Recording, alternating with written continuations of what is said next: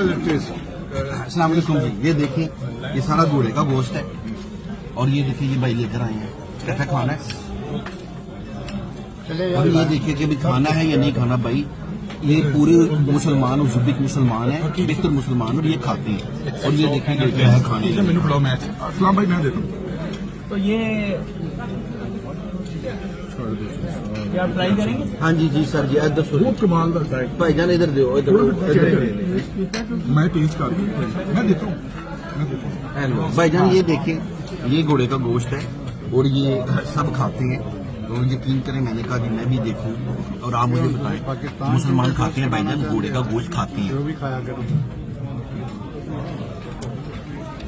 तो सब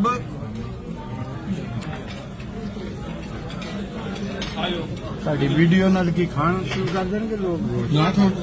हेलो जी भाईजान, बड़ा मजेदार गोश्त, ये घोड़े का गोश्त जो भी रशिया हो उस बिक सुनाओ तो घोड़े का गोश्त लाजमी खाओ। मैं किसी बंदे की फरमाइश से खाता ये ना कहे कि सब तुम मेरी गल नहीं बननी है। देख लो ਤੁਹਾਡੀ ਤਾਂ ਗੱਲ ਮੰਨ ਲਈ ਜੀ। ਤੁਸੀਂ ਕੋਈ ਸਾਨੂੰ ਉਹਨਾਂ ਨੇ ਹੋਸਟ ਜਿਹੜੇ ਨੇ ਉਹਨਾਂ ਨੇ